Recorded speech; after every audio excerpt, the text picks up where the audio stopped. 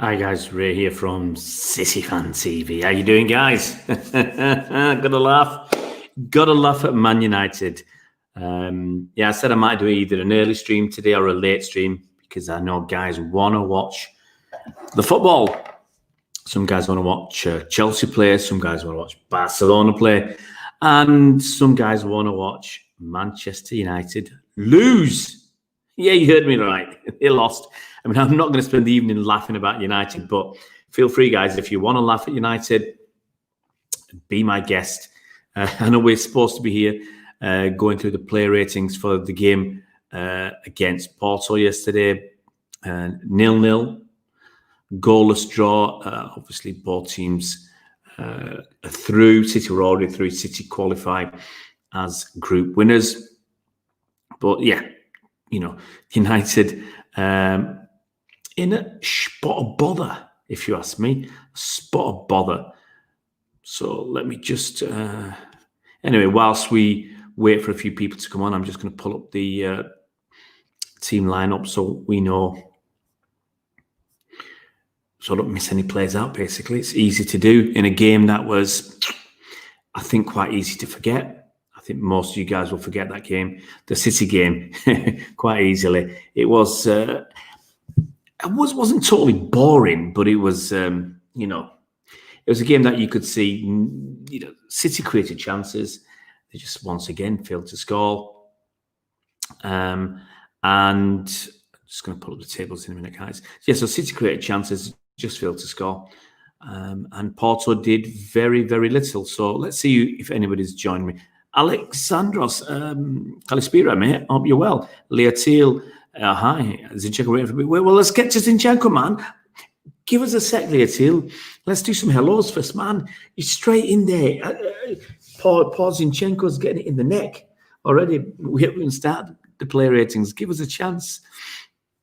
Zinchenko's the guy getting it in the neck. He's getting in the neck. I'm just going to open my phone because I've got a page of stats. So we're going to look at these stats as well. Interesting stats. Interesting passing stats. So we'll look at that, and actually part of what how I'm going to look at these ratings a little bit. Guys, if you're new to the channel, yeah, why not subscribe? Help us to get to 3,000 subscribers. We're almost there. We're on. We're about less than 40 short of 3,000 followers or subscribers. We are 37 short. Can we do that by Christmas?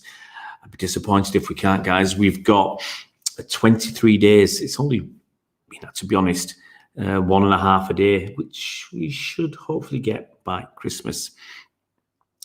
So I'm going to do a bit of Champions League chat first before we get into it. Obviously, Bayern Munich are through. It's going to be interesting.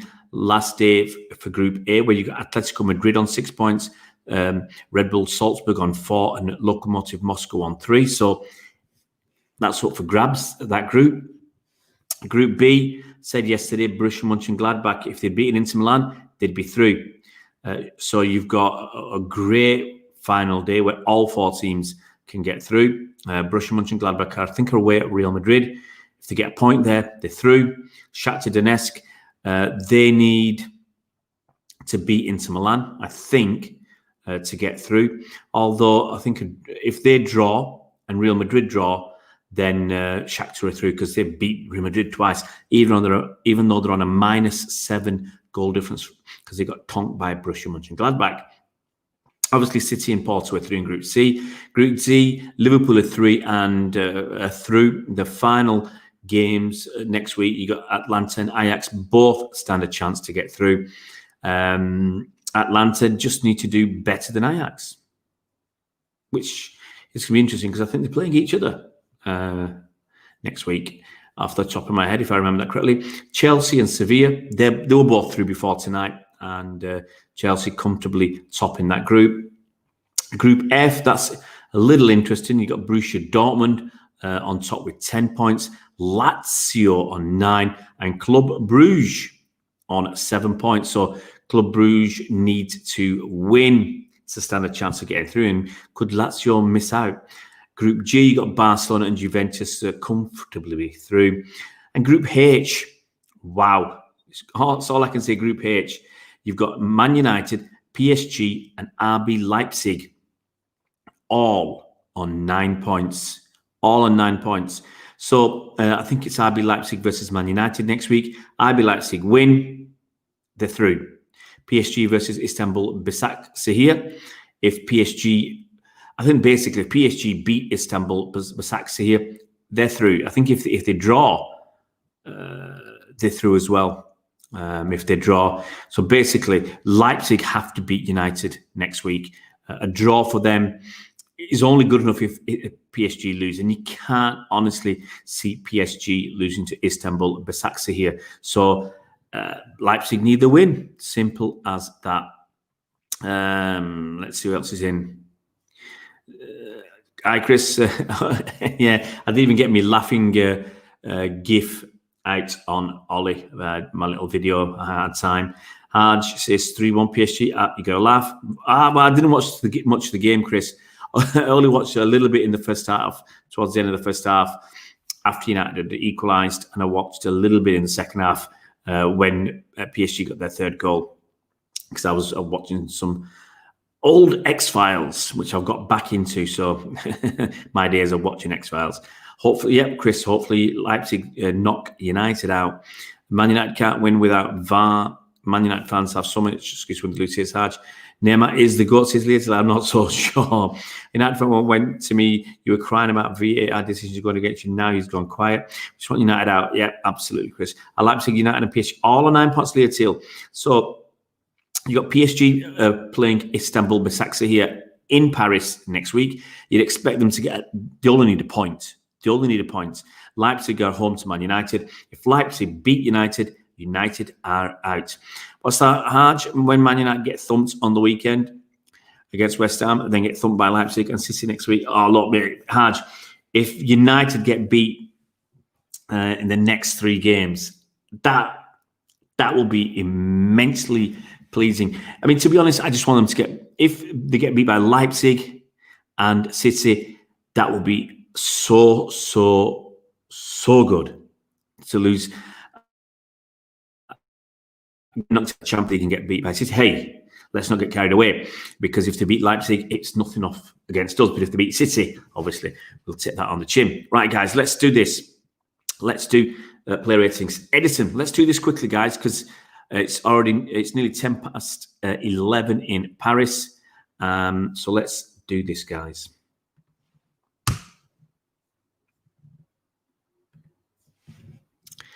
Yeah, absolutely. Going to be interested to see who gets through. So, Edison, what are you guys going to give me for the man that is Edison? What are you going to give for Edison? Well, actually, you're missing some stuff out, guys. If you, I'm just giving him a 6. I'm going to give Edison a 5, and I'll tell you why. I'll tell you why I'm going to give him a 5. Okay, JRX is giving him a 7. When I explain why I'm giving him a 5. We'll see if you guys remember, okay?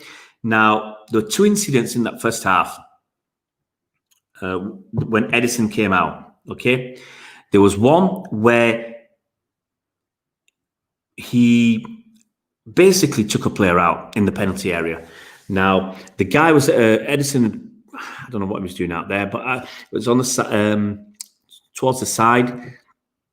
The guy had come through. Edison had the guy knocked it goalwards, and it hit Edison.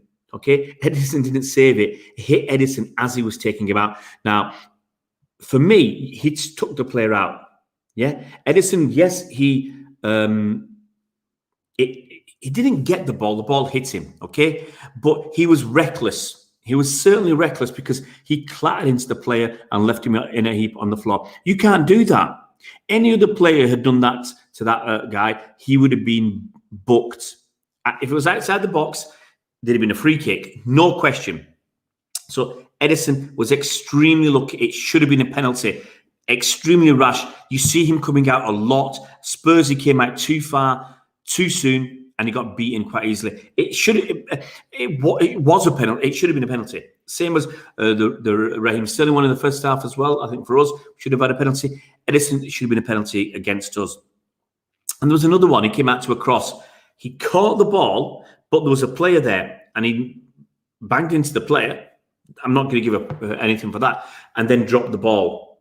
Okay? He dropped the ball in the box, and he wanted to recover it. He put his arm on the other guy's shoulder to pull him back. Not by much, but he pulled him back just a little bit to get ahead of him as he was trying to get the ball back. That for me is a penalty.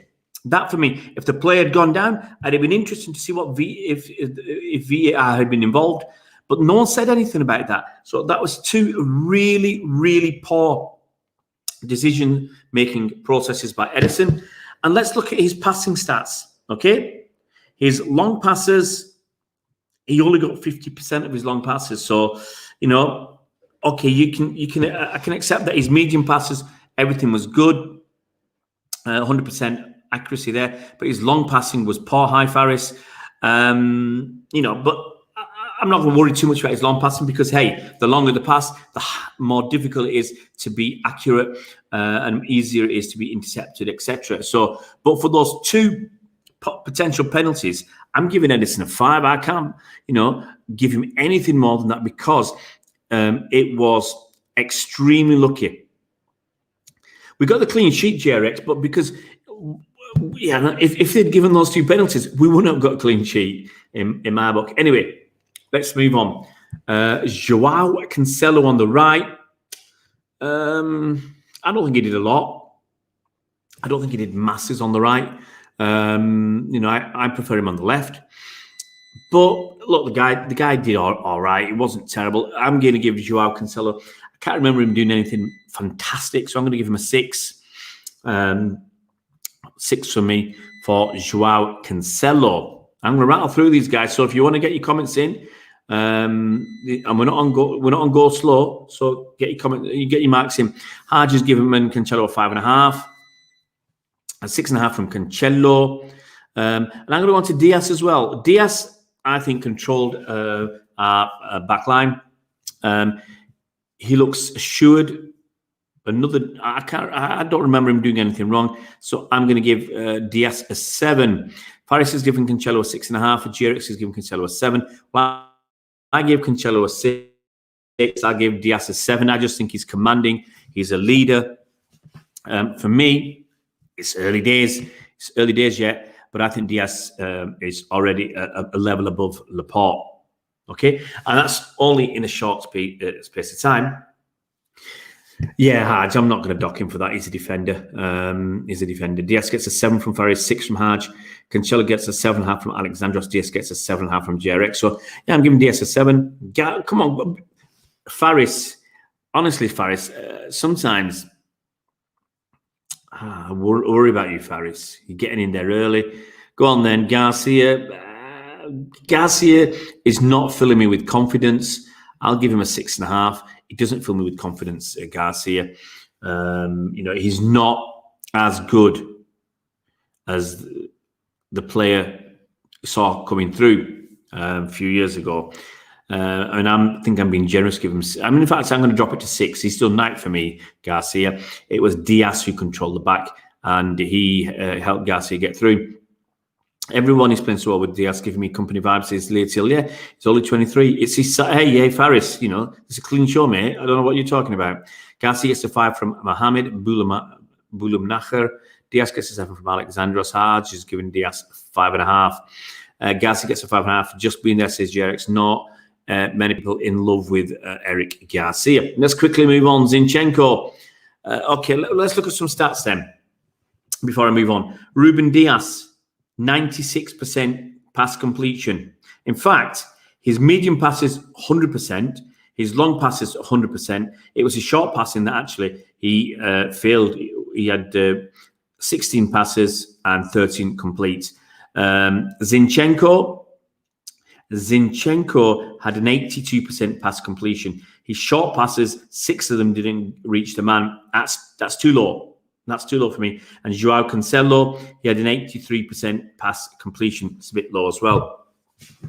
I'm not going to go down as that low as a 2. I'm going to be like JRX. I'm going to give him a 5. Crossing was poor. But the funny thing is, people don't hit Mendy so hard when his crossing's the same as Zinchenko's. Diaz is our best centre-back at the moment, and he looks like he's 30.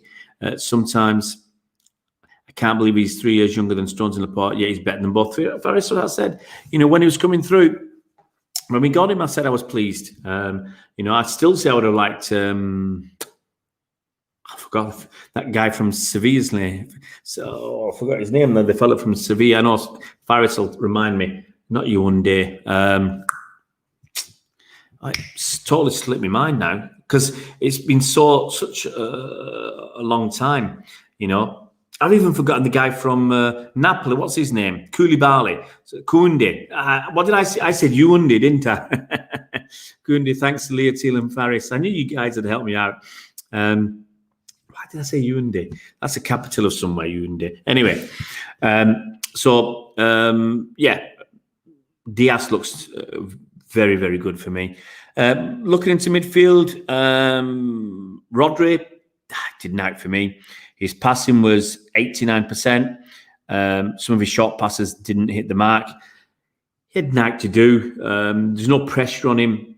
And it's one of those things. The defenders didn't have much to do because there was not much to attack, and he didn't have much to do. And it was too easy. And personally, I wouldn't have played him. I won't go as low as 5 hards. I'll give him 5.5. I don't see the need to have Rodri and Fernandinho. I just don't see it at all.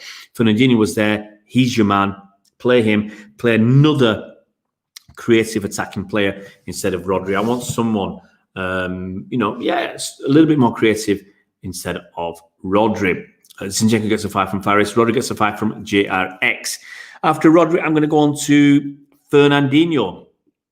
Nice to see him there. Didn't have a lot to do, but you see it. You see those little fouls that Fernandinho does that doesn't get him booked. And look, it's cheating. Fouling is deliberate fouls are cheating and all that. But it's the way he does it. It's that experience. It's just that know-how. So yeah, I'll give him a 6.5. As does Faris. Rodri gets a 6.5 from Faris. Faris being generous to Rodri. Rodri gets a 5 from Mohamed. Fernie gets a 7 from JRX. Yeah, I was tempted with the 7. Haj gives him a 7.5. Let's look at his passing stats. Fernandinho,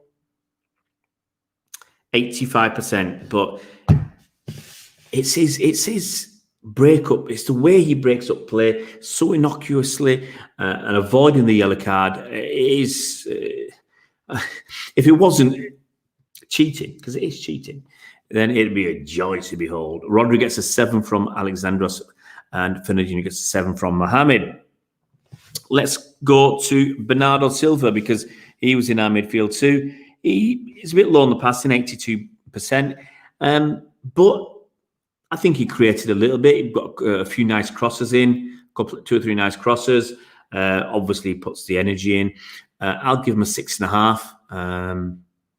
It isn't part of the game, Faris. That's why it's not part of the rules. That's why you get a free kick. A foul is cheating. Deliberate fouls are cheating. There's nothing else about it because it's against the rules. You got your list of rules. If you're going against the rules, you're cheating, in my book. So I very rarely cheated. That's not my style. You lose because you're not good enough. You don't cheat. Bernardo gets a 7 from Haj, 7.5 from Faris, 7.5 from JRX, 7 from Leotil. Fernandinho gets a 7 from Alexandros. Faris says Bernardo was our best player on the night. Yeah, possibly. He had a decent game. Okay, let's move on from Bernardo Silva. Ferran Torres. I'm going to talk about Ferran Torres. Ferran Torres didn't get in the game. That's disappointing. And you can tell, okay, he didn't play a full game and all that, but he didn't get into the game. He didn't get much of the ball, okay? That's the first thing. He got very little ball. And he had, in the whole game, Torres attempted 9 passes. Okay, he didn't play the full game, but he did 9 passes in the game. Okay, and you also think centre forward, you're not going to have that many passes anyway. But I'm going to give Torres a 6 because he just didn't get enough in the game, and I don't think I think it's a bit harsh on him because it's up to the team to help create as well. So Leotil's giving him a 6.5. Faris is dropping it to a 6. Bernardo gets a 7 from Alexandra. Torres gets a 5 from Haj and a 6 from JRX, 6 from Mohamed. Yeah, but you'll see when I bring Jesus in, you'll see that it can be a bit harsh on Torres. Jesus did better, but it can be a bit harsh. I'll talk about Gabriel Jesus now because he was a replacement for for Torres. He had a few chances, scored the goal that was disallowed, offside, I think he was once. But he only had 3 passes. So between Torres and Gabriel Jesus, there were 12 passes. 12 passes between those 2 players in a full game of football. And yes, they're strikers and they're trying to score goals, but sometimes you think they come deeper and just lay it off or something. You know, they were miles below anybody else. I mean, we'll talk about the other people who were on low. Edison had 20 passes in the game, which is more than Torres and Gabriel Jesus combined. Let's talk about Joao Concello. Let's talk about Joao Concello, okay? Oh, I've done that. Sorry, guys. I'm just looking at this list of stats. Let's talk about Raheem Sterling. Raheem Sterling, guys. I want to talk about Raheem Sterling. Now, did very little for me. Yes, he wasn't playing out on the left or out on the right, playing kind of more centrally. But did very, very little for me. And yeah, Concello, yeah, we're doing it. And it's because I've got a list in front of me. Faris, of the passing stats, and Cancelo's near the bottom of the list. So I thought I must have missed him out. Sterling, in the whole game, 25 passes. 25 passes in a game of football. I just don't think that's good enough. In the whole game, he attempted 25 passes. And he did very little. So the 5.5 for me, but it wasn't a good performance. Last couple of games, it's been poor for me. Torres got 6.5 from Alexandros. Faris, he doesn't want to take his chance. It's getting frustrating, and you can't do that in big games. At this level, he's supposed to be improving, but he's going backwards. Yep, Sterling's not doing it. You're right, he's not doing it. Leotil gives him a 5. JRX gives him a 5. Yep, I agree, Faris. He's gone backwards. In fact, you look at the last 3 seasons. Centurion seasons, he got 29 goals and assists. The following season, the formidable season, I think he got 27. Last season, he got 21. 1 assist in the whole season. In his confidence, yeah, but look, Mohamed, he's not had the confidence. You can't force confidence on a player, okay? He's confident off the pitch. So, you know, at some point, you've got to say, stuff his confidence because he's not doing the business. At some point, you know, you can't be sentimental. You know, this is football. This is a business. It's a winning. You know, the idea behind football is to win. And if he's not contributing to that win, then what's he contributing to our side? So yeah. So Sterling for me didn't out. So we've got 2 players left. We got when is Sterling's contract? Oh, it's ages away, JRX. Ages away. He signed a new one last season, I think. Or an extension. Phil Foden, his passing was poor. Phil Foden, 66% pass completion. His medium passes were poor. 23 out of 33 were completed. His short passes 10 out of 15. He worked hard. You know, I'll always give him that. Pep's still talking about. Pep says that players need to improve and take the chances after Burnley. Absolutely, Faris. He said he's going to pick players who are on form. Sending backs out, shooting 1 versus 1 is terrible. 5.5 from Alexandra, so I missed the old Sterling. Yeah. So Phil Foden, as I was saying, his passing wasn't great. His work rate, I can't deny that. A couple of nice bits of play here and there, but not special for me. I can't. You know, I've got my notes here. I'm trying to see, has Foden done anything special? And I've got things like Good run and shot from Bernardo. Sterling throwing the right, horrible cross. Foden to Sterling, goalie saves. Torres takes Sterling. See, there's nothing. Sterling shot, cleared off the line. Sterling chance, Sarr clears. Nah. Excuse me, I'm going to give Sterling...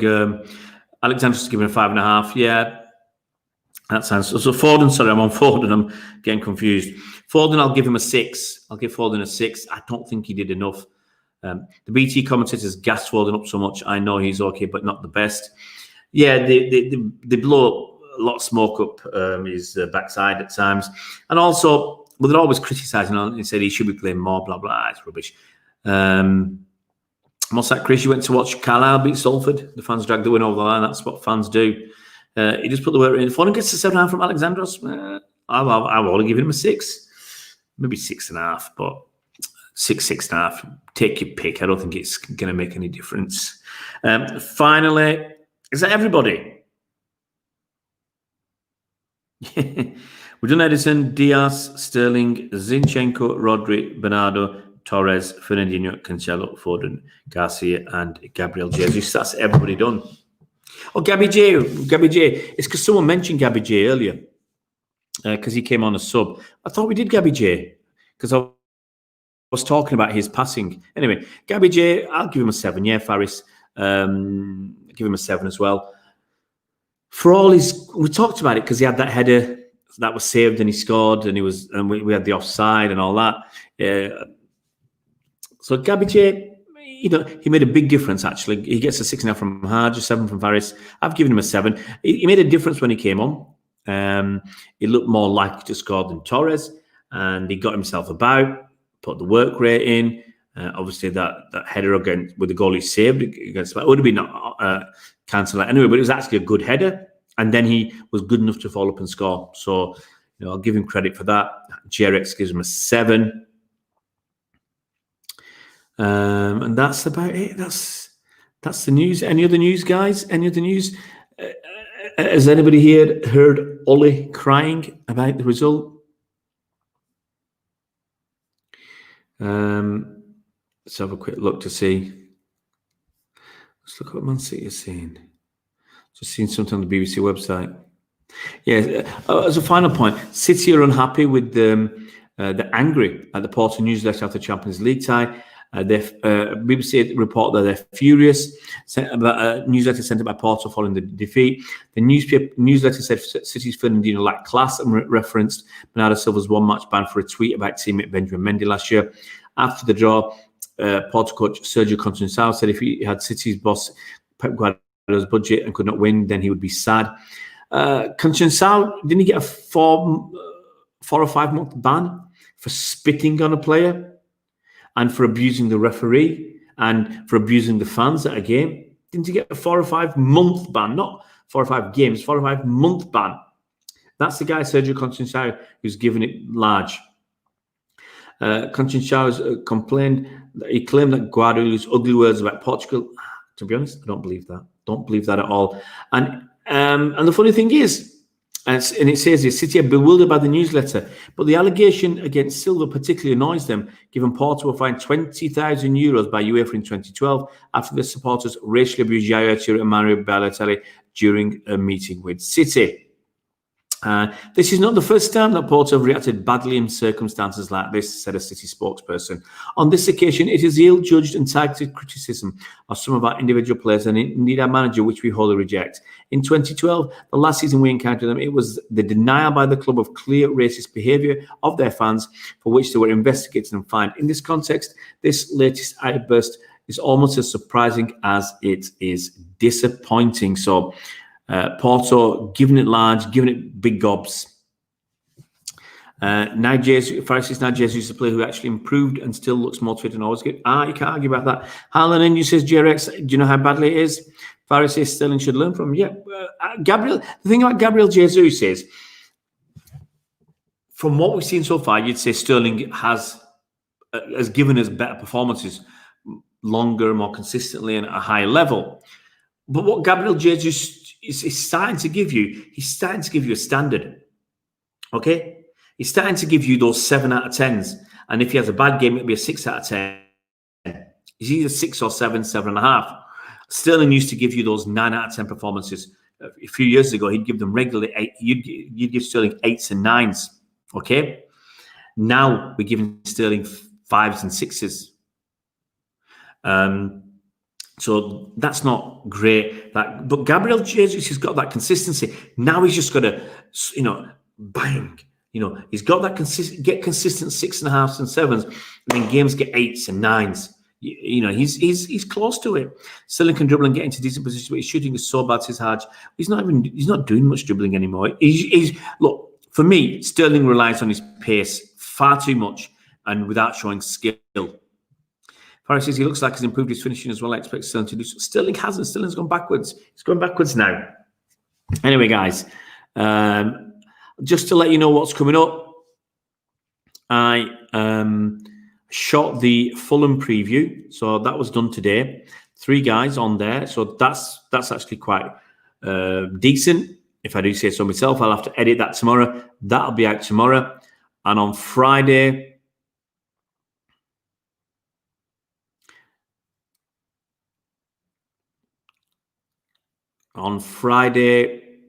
I'm going to film the Everton women's thing. I'm just reading what you've written, Chris. I thought you lived in Carlisle, Chris, and it's only local fans, and there aren't many.